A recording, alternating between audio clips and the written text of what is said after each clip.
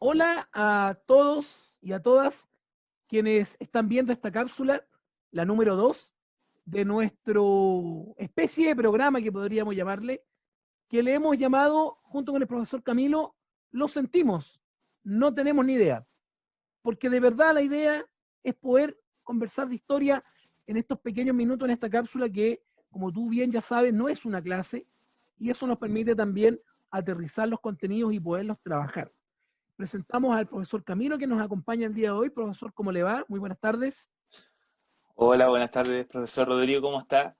Muy bien, acá estamos preparados ya para poder conversar. Y ustedes ven en pantalla a una profesora que ya la reconocen, una profesora de matemáticas, una profesora del área de la geometría, del álgebra, de los números. Y usted se estará preguntando, ¿qué estará haciendo acá la profesora? Bueno, dejamos con ustedes a nuestra invitada estrella, lo habíamos anunciado en el primer capítulo, este segundo capítulo ya tenemos invitada. Presentamos a la profesora de matemática, profesora Patricia Manríquez. Bienvenida, muy buenas tardes, ¿cómo le va? Buenas tardes, profesores, buenas tardes a todos que nos están mirando, a todas y todos, ¿cierto? Estoy muy feliz de estar aquí, muy, digamos, impaciente de cómo se va a dar nuestra conversación. Primera vez que participo en una conversación como esta sobre historia. Entrelazar un poquito la matemática con la historia, estoy muy expectante, la verdad. Qué bueno, Gracias por la profesora, porque invitación.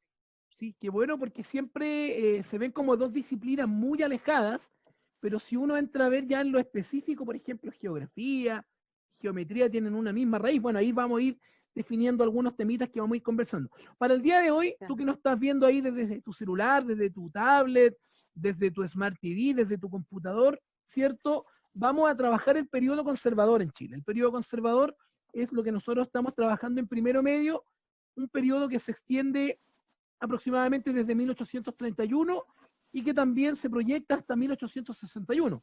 También se le conoce como el periodo de la República Conservadora y también como el periodo de los decenios. Y ahí vamos a ir averiguando este periodo de los decenios. Y para poder comenzar, como ya tú lo sabes bien, partimos con una pregunta. Y esta pregunta está directamente relacionada con la actualidad, porque para poder llegar a estudiar la historia, necesariamente tenemos que poder entender el presente.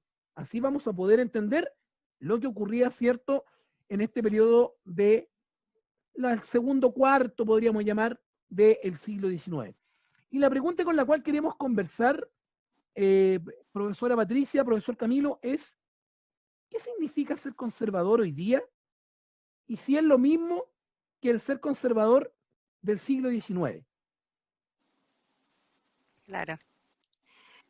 Bueno, en la actualidad yo creo que ser conservador con esta nueva ola, la juventud, ¿cierto? Está un poquito mal visto el ser conservador y antiguamente era lo correcto, digamos, era lo que había que seguir, ¿cierto? Eso es más o menos la visión global del antes y el después. ¿No, profesor Camilo? Exacto, exacto. Mira, hay que precisar que si bien el concepto de conservador muta a través del tiempo, desde el siglo XIX hasta la actualidad, ¿verdad? Tenemos que señalar, sí, siempre que siempre hay raíces y arraigos, ¿verdad?, a los cimientos de donde parte este concepto de conservadores. O sea, nosotros podemos ver que si bien muta, ¿verdad?, este concepto, hoy en día hay ciertos tintes que todavía se mantienen, ¿verdad?, desde el siglo XIX y que obviamente ahora los vamos a poder ir mencionando a través de este periodo que precisamente se llama el periodo conservador. A mí me llama la atención, profesores, Patricia, Camilo, que Patricia lo plantea como que hoy día existe como una mirada peyorativa, digamos peyorativa, una mirada negativa, mala de lo que es ser conservador.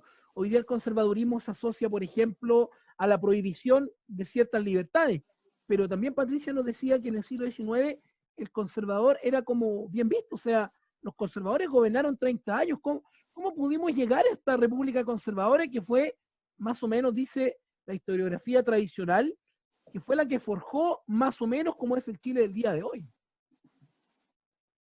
Exacto, que cimienta lo que es más o menos el origen de la República en Chile.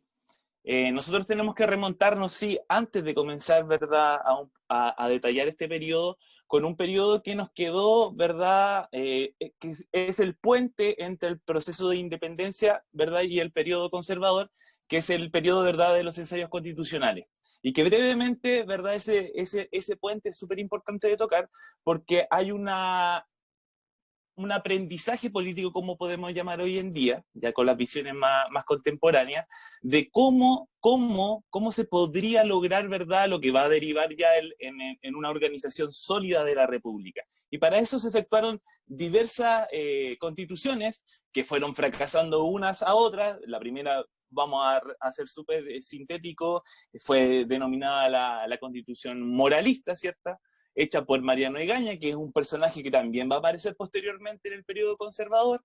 Posteriormente, ¿verdad?, esta fracasa principalmente porque atenta mucho, ¿verdad?, con la vida privada, ¿verdad?, con el ciudadano modelo. Por tanto, es rechazada. Posteriormente viene una constitución de las leyes federales, ¿verdad? Se trató de rediseñar a Chile geopolíticamente, pero fracasa principalmente también con algo que usted señaló al principio, profesor Rodrigo, que este centralismo, ¿verdad? La costumbre del país en su organización de centralizar el poder, y que obviamente no permitió que este proyecto obviamente siguiera su progreso. Y posteriormente, ¿cierto?, viene la denominada Constitución Liberal, y que obviamente iba a traer problemas bastantes porque se iba a enfrentar contra los opositores, ¿verdad?, de los liberales, que principalmente eran los conservadores. Y eso iba a desatar lo que usted al principio denominó como la batalla del Ircay, en donde principalmente, ¿cierto?, el bando conservador, dirigido por José Joaquín Prieto, se hace del poder, y aquí se origina en 1931, ¿verdad?, hasta 1961, lo que vamos a denominar como el periodo conservador. Sí, justamente, y con respecto a eso, quienes nos están viendo se pueden estar preguntando, porque tenemos una profesora de matemática acá, y esta es la primera pregunta, Patricia, para poder ya sentarnos en el tema. ¿Qué vinculación puede haber o podría haber entre este periodo de la historia de Chile y la raíz matemática, de la disciplina matemática?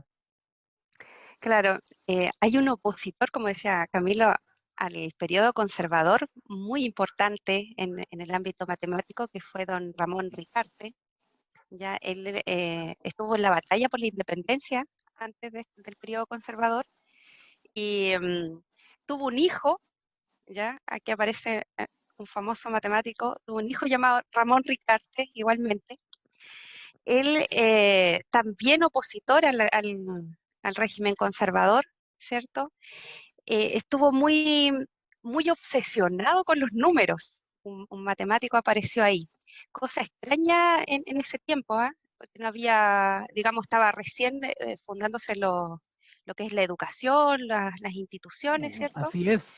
Sí, la Universidad de Chile estaba recién, digamos, investigando o buscando fomentar lo que es la ciencia, las matemáticas, el arte. Y ahí apareció Ramón Ricarte, un matemático que estaba obsesionado con los números, con las divisiones. Antiguamente todo tenía que hacerse a mano, no teníamos calculadoras, ¿cierto? Y con esto también, con el boom del comercio, ¿cierto?, que hubo en ese tiempo, comenzaron a ver, sí, comenzaron a ver cifras más grandes que tenían que de repente multiplicar o dividir. Él creó un algoritmo para dividir, ¿ya? Hubo toda una Mira tú qué investigación. interesante, ¿eh? Sí, un algoritmo donde tenían que dividir la cifra en sumas, o sea, crear un algoritmo de división a partir de la adición, que es mucho más fácil que dividir, ¿no? Y aquí en Chile lamentablemente no se le dio la importancia que debía ser a Como Ramón suele Ricarte. hasta la actualidad. Sí, es un tema que Claro, se mantiene, o sea, se tremendo mantiene, aporte y no es valorado, o sea, muy claro. interesante lo que nos planteas tú, Patricia. Eh, Sí, Profesor Camilo, a raíz de este personaje, cierto, que aparece en la historia de Chile, que es poco conocido, pero que tiene una gran trascendencia, sobre todo en un momento clave de la historia de nuestro país, la profesora Patricia menciona, cierto, que por un lado el desarrollo de la ciencia, de la matemática, de las artes, todavía no estaba consolidado, porque de hecho, ¿cierto? A comienzos de la década del 40 se funda la Universidad de Chile y ahí hay un movimiento, un movimiento intelectual al cual me gustaría que pudiera referirse, porque eso es clave, porque después vamos a volver atrás con el personaje que mencionó la profesora Patricia, porque era un opositor a Diego Portales y eso tenía también una carga peyorativa. Claro. Exacto, efectivamente, es súper rico, ¿verdad?, para la conversación que la profesora haya dado justamente ese dato, que es muy importante porque en este periodo, aunque suene conservador, aunque tenga tintes autoritarios, se da, ¿verdad?, un cierto flujo y una cierta fluidez a los movimientos intelectuales. Bueno, uno de las primeras líneas y movimientos intelectuales que vamos a tener va a ser en 1942, con la generación del 42, así se le va a llamar, a una serie de 1842. autores, ¿verdad? Exacto, 1842, la generación del 42. Obviamente hay que situarnos, ¿verdad?, dentro de este periodo. Nosotros siempre hay que señalar que estamos hablando desde 1931 hasta 1961 en este periodo y régimen, ¿verdad?, autoritario, portaliano, como tiene muchos nombres, como señaló el profesor al principio. Y efectivamente hay una fluidez, ¿verdad?, del concepto de intelectualidad, no solamente, por ejemplo, en las matemáticas, sino que a través de la historia vamos a ver, por ejemplo, autores conservadores y tradicionales que hasta el día de hoy, ¿verdad, profesor? Seguramente usted, profesor, los conocerá, Diego Barros Arana, ¿verdad? Benjamín Vicuña Maquena, que son principales, claro, autores clásicos con una visión bastante antigua, pero que sí siguen siendo personajes relevantes.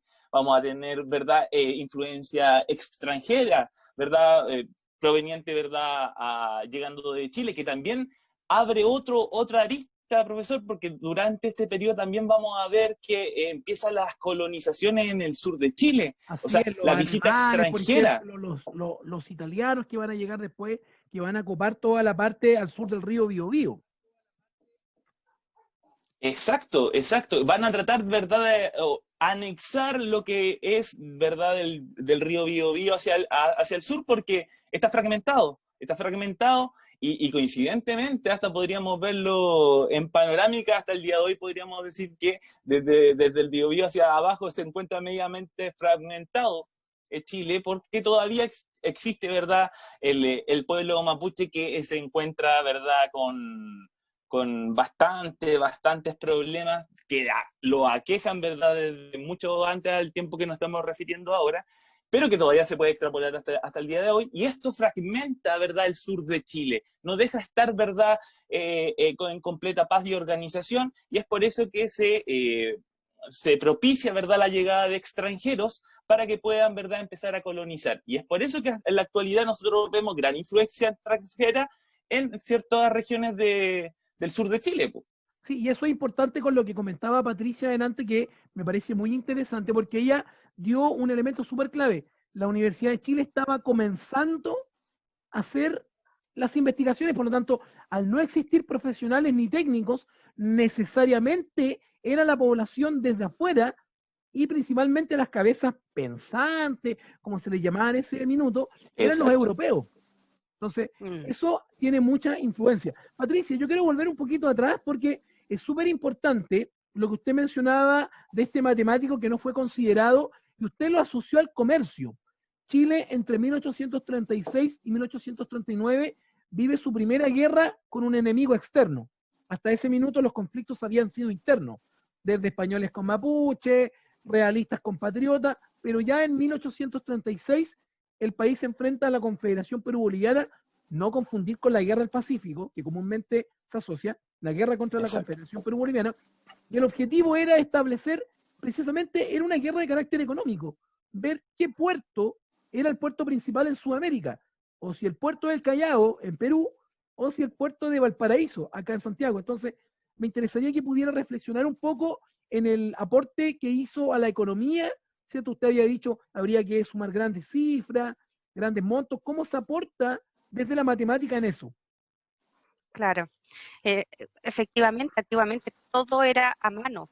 Existían para multiplicar, por ejemplo, para dividir tablas logarítmicas gigantes con números muy, digamos, tediosos de realizar.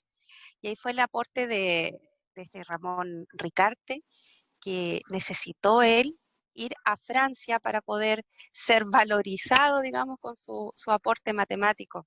Allá lo consideraron. Y para llegar a Francia, con todo el recorrido, paró por Perú y fue asaltado. Ramón Ricarte fue toda una travesía para él lograr mostrar su aporte matemático. Lo asaltaron, le quitaron su investigación, todas esas tablas que había hecho con números.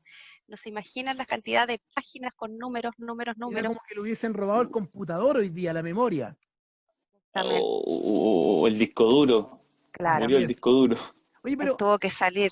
Mm, a mí me parece importante eso porque eso demuestra también de que la valorización del conocimiento científico que se pueda dar en un territorio como Chile, porque hoy día nos reímos de repente porque, bueno, llevándolo al coronavirus, Chile está colaborando con los chinos y algunos dicen, no, si los chilenos le están limpiando los zapatos a los chinos, a los científicos. Pero de verdad, esto viene desde tiempo, ¿cierto? Desde el periodo conservador, o sea, ya hay un intento de poder salir del oscurantismo académico y poder, ¿cierto?, conllevar a eso a una situación de mejora y que, como usted dice, Patricia, tuvo que salir al extranjero, pasar un montón de peripecias para ser reconocido. Profesor Camilo, en este sentido, ¿cuál es la importancia que le dan los gobiernos conservadores a la educación? Porque Chile era un país sin educación. Entendamos sin educación una red de establecimientos, consolidado, casas universitarias, porque me parece que ahí también empieza el despegue un poco técnico-científico del país.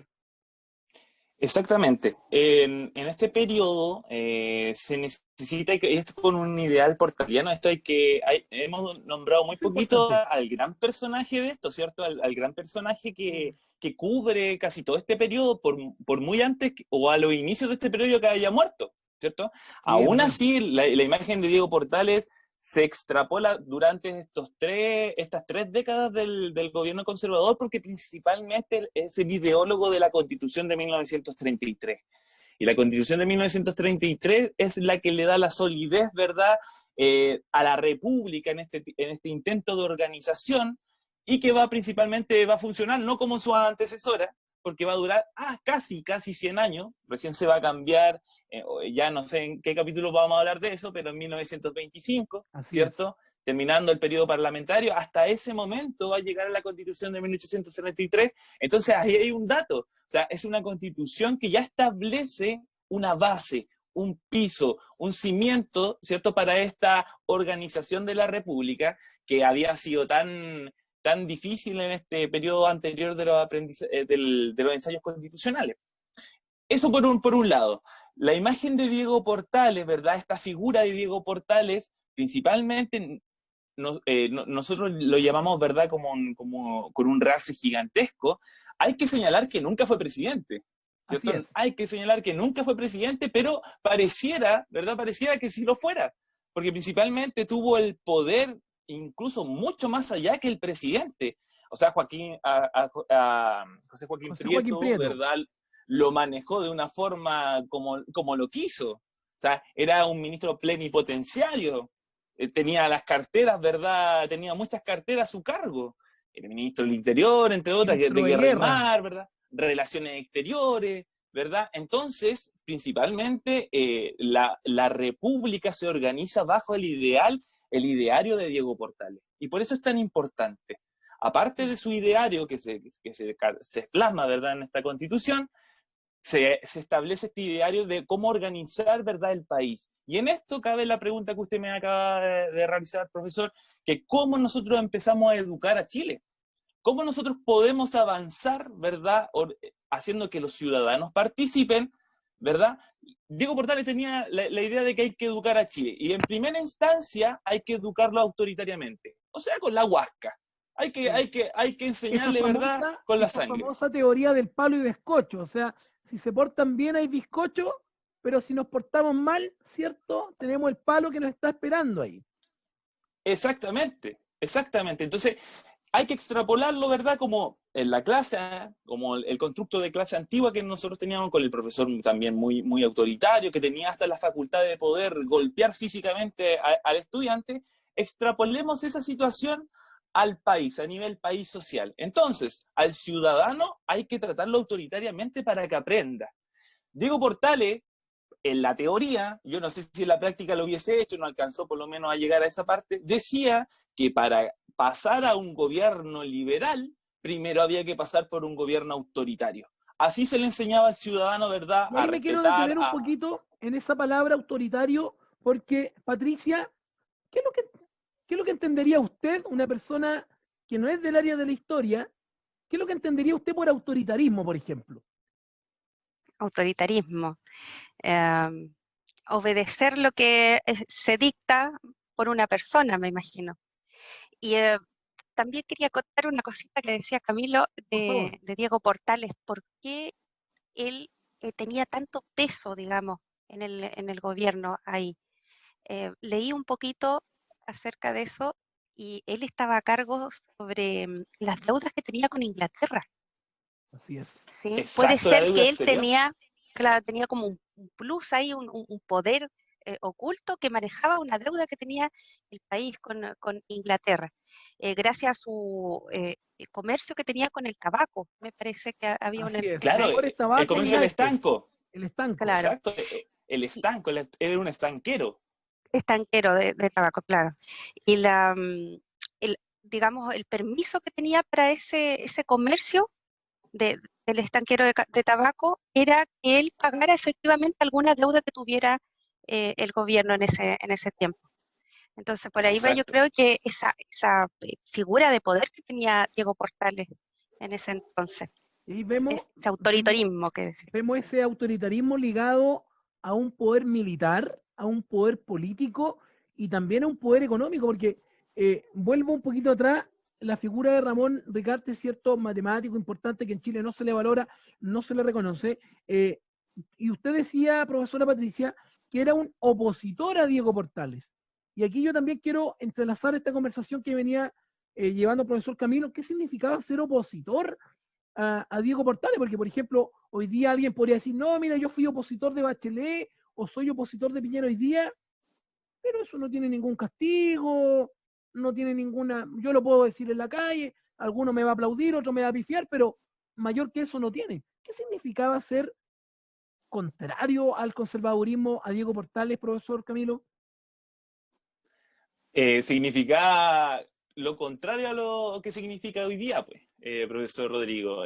Bajo este constructo de este periodo conservador y autoritario, como muy bien desarrollaba la profesora Patricia, vamos a encontrar principalmente una censura, por ejemplo, a la libertad de expresión, a la libertad de prensa. En la Constitución del 33, volviendo un poquito para atrás, enmarca, ¿cierto? Le da facultades al presidente, al ejecutivo, extraordinarias que no había tenido nunca, ¿cierto? Le da la facultad del estado de sitio, ¿verdad? Le da la facultad principalmente para censurar la prensa, para castigar con la mano dura, profesionaliza ya un ejército que ya venía precariamente desde antes. Existen, ¿verdad?, más o menos tintes de que la persona que fuese contraria al pensamiento de Portales, claramente no le esperaba un buen destino. Y un destino que claramente iba a traer consecuencias físicas. No estamos hablando de que, como usted le decía, como ser opositor hoy en día, que me tirarán más allá un silbido, un garabato, ¿verdad? Una cosa así. Claro, No, Claro, allá la verdad es que pendía la vida. Pendía la vida. Era bastante distinto ser opositor hoy en día a lo que es ser opositor, ¿verdad?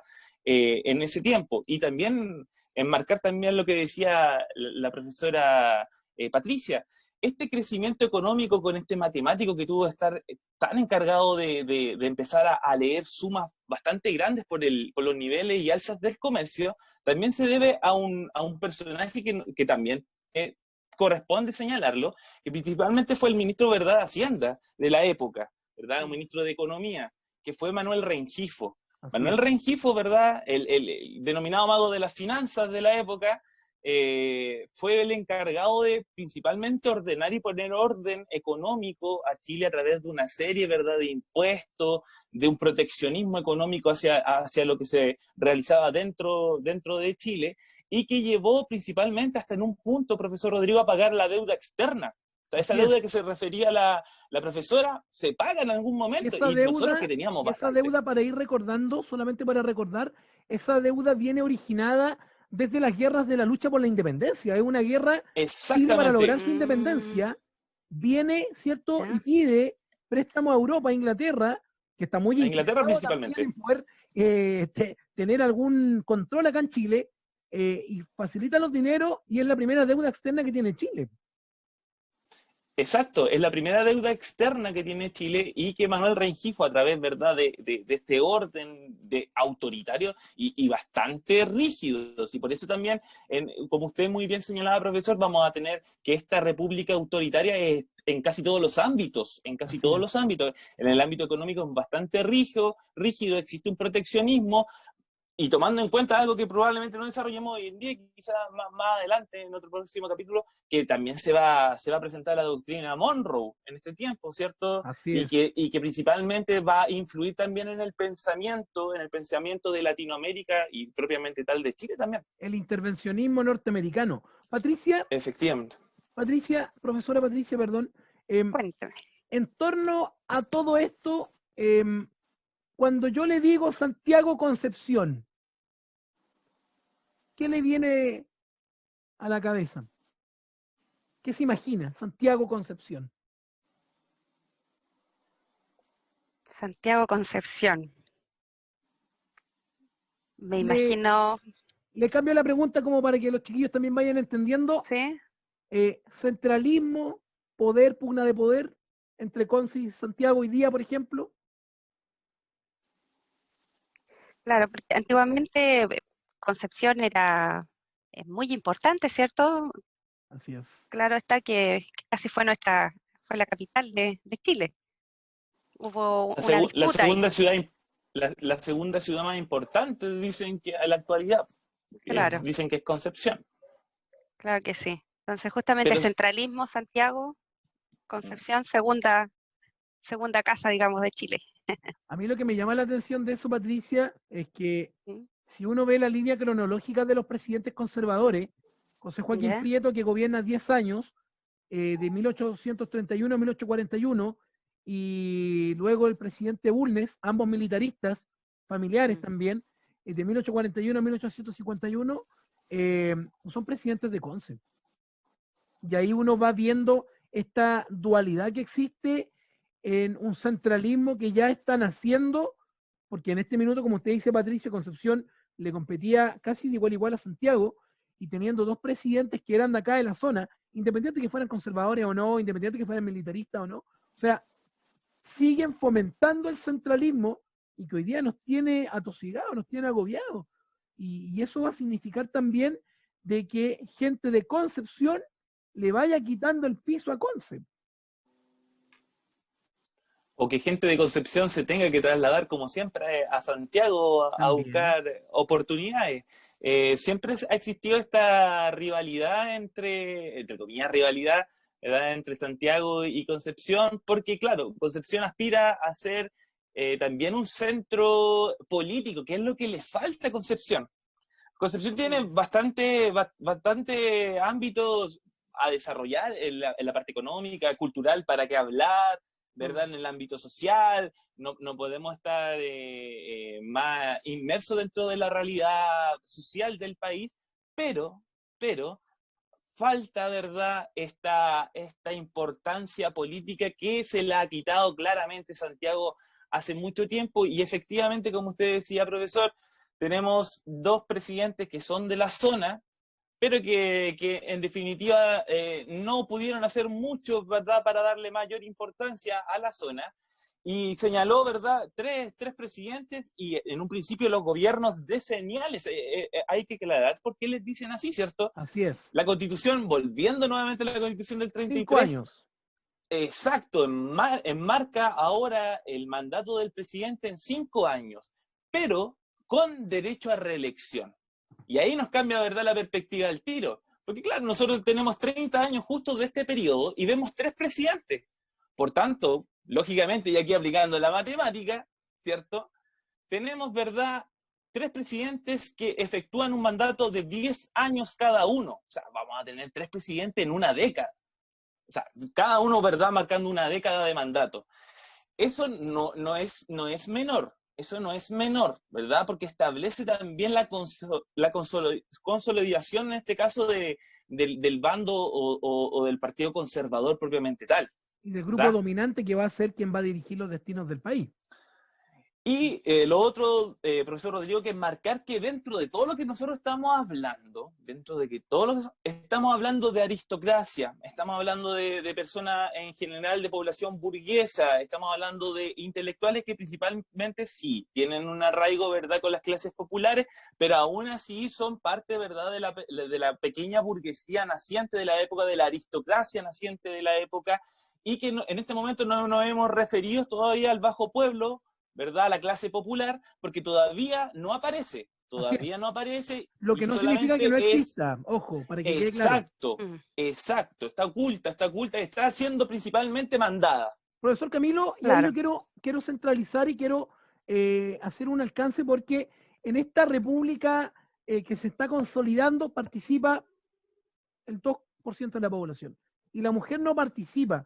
Patricia, ¿qué sería no participar hoy día la mujer? Porque era común que en 1830, 40, 50 ni se pensaba en el derecho a voto de la mujer. Hoy día la mujer, lo hemos visto, ¿cierto? Con un movimiento feminista, con un movimiento consolidado. ¿Qué le parece a usted que, por ejemplo, cuál es la valorización que se le tiene que hacer al derecho a voto versus que la mujer que no podía votar? Claro, terrible, terrible la verdad de esa privación de derechos que existía en esa época.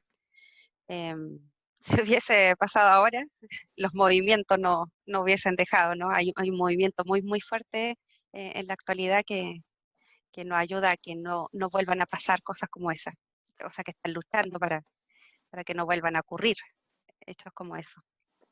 Es interesante eso porque en el próximo capítulo, ¿cierto? De Lo sentimos, no tenemos ni idea, vamos a ver el periodo liberal con el profesor Camilo, vamos a tener nuevos invitados y también vamos a ver esa situación donde ya la mujer incluso intenta meterse en la política y no lo consigue, pero es muy importante eso.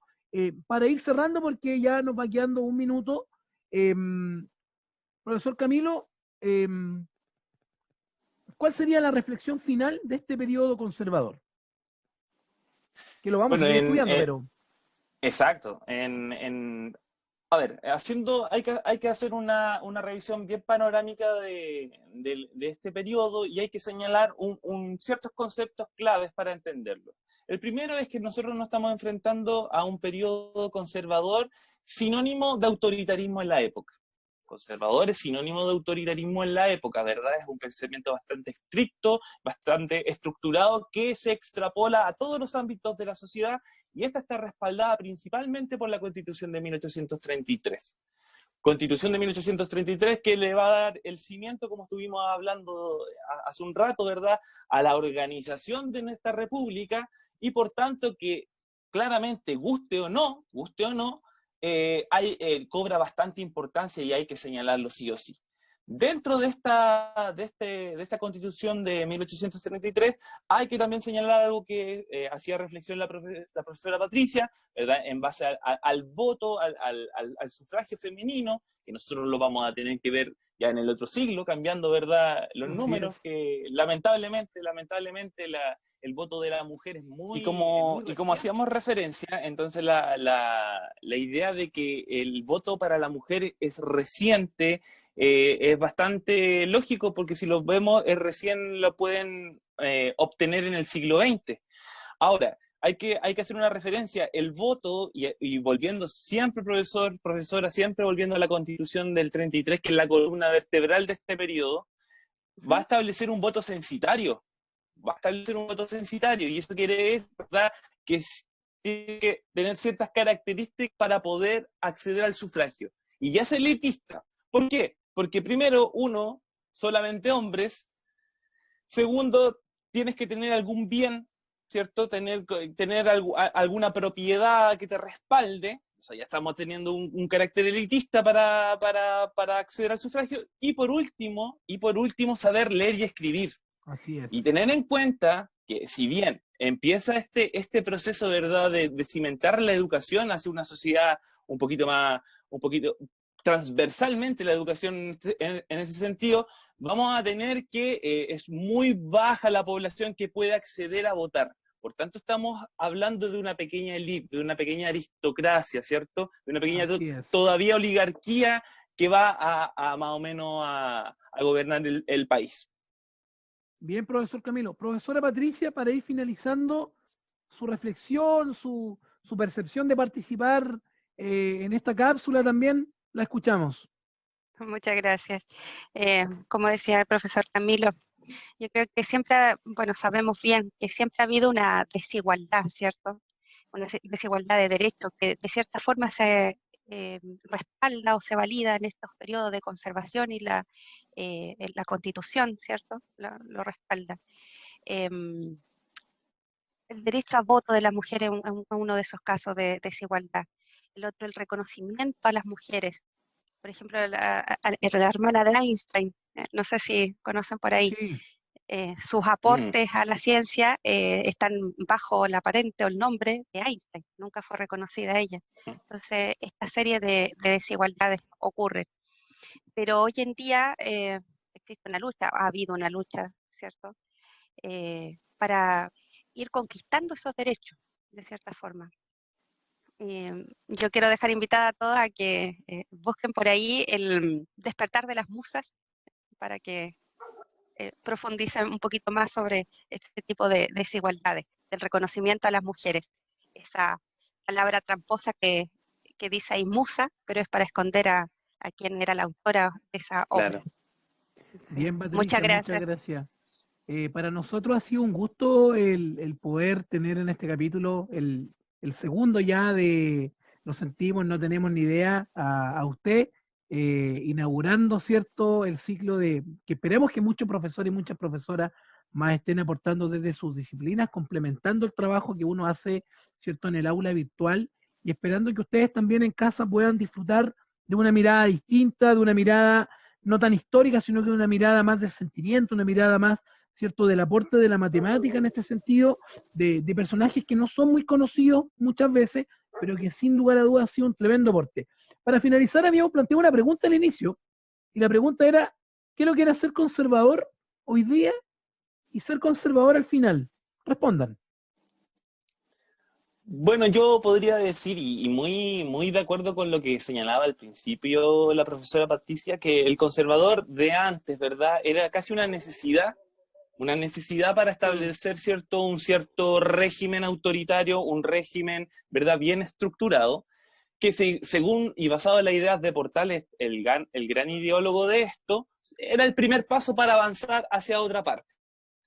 Ahora, en la actualidad, lamentablemente, esta idea de conservadurismo no representa más que a un sector principalmente asociado a su estatus económico, a su estatus social, ¿verdad? Y no es menor, profesor, señalar esto. La participación de la Iglesia Católica dentro de este periodo conservador también es de una participación bastante significativa. La Y que se va a extrapolar hasta el día de hoy. Exacto, volvemos a la Constitución, profesor. 1833 establece la religión oficial de Chile. O sea, no estamos hablando de una república o un país laico, estamos hablando de que existe una religión oficial, que es la Católica Apostólica Romana, y que se prohíbe, ¿verdad?, el ejercicio de otra públicamente. Sí. Estamos hablando, ¿verdad?, de que hay aquí una estructura bastante rígida. Y eso es importante, lo voy a interrumpir verdad, un minuto. enfocarme principalmente lo voy a interrumpir un minuto, eso. Profesor, un minuto solamente para hacer hincapié en eso que usted menciona, porque, por ejemplo, hoy día tenemos muchos chicos que participan de credos mormones, de credos evangélicos, que son testigos de Jehová y que son, cierto, hoy día lo pueden practicar libremente. Bueno, hoy día por la pandemia y restricciones, pero usted se puede juntar por vía Zoom. Ah, perdimos a Camilo, ¿no?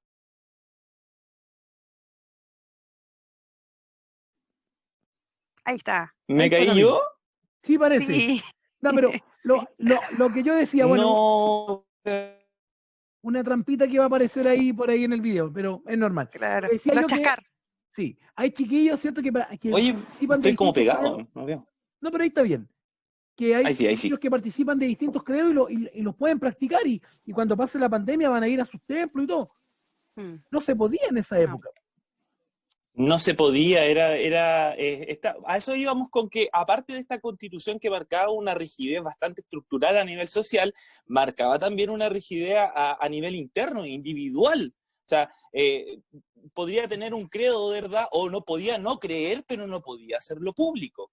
O sea, también volvíamos, ¿verdad? Volvíamos a un pensamiento bastante arcaico, y por eso se asocia también el conservadurismo, ¿verdad?, a algo de un pensamiento, ¿verdad?, retrógrado, arcaico, y que claramente hoy día se sitúa principalmente en una población que tiene un estatus social económico, que acostumbra principalmente a ejercer el rol, ¿verdad?, de mandar en cierto ámbito, ¿verdad?, de la vida de cualquier persona normal, y que por eso establecen, ¿verdad?, estos estipulados tan fuertes, ¿verdad?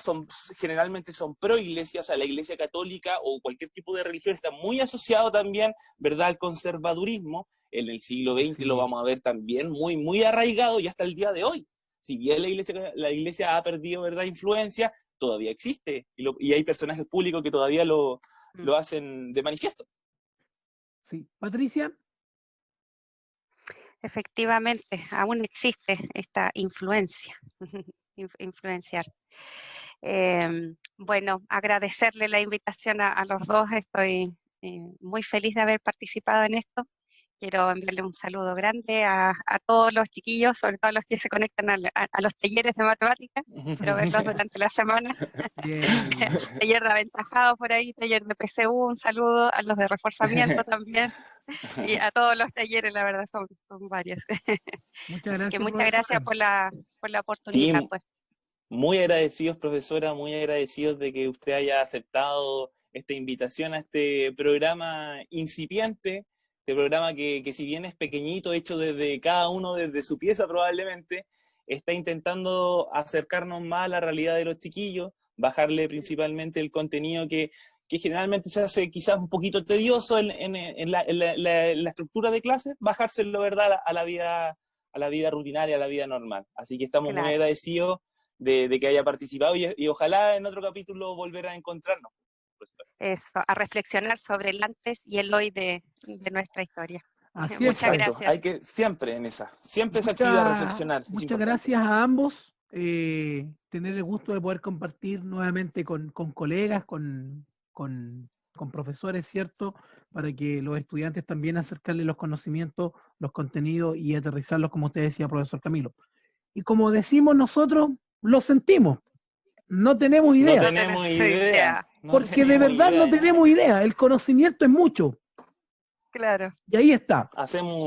Intentamos. Así es. Próximo capítulo, solamente para adelantar, vamos a hablar de artes. Va a estar invitado el profesor Pedro Neira, y nos va a visitar un ex profesor del liceo que algunos seguramente lo deben acordar, lo vamos a dejar ahí en incógnito porque nos va a acompañar. Profesora Patricia, un gusto. Profesor Camilo, igual, cerramos acá. Que esté muy bien. Un gustazo. Muchas gracias. Chao. Cuídense mucho. Chao, chiquillos. igual. Cuídense a todos. Chao a todos.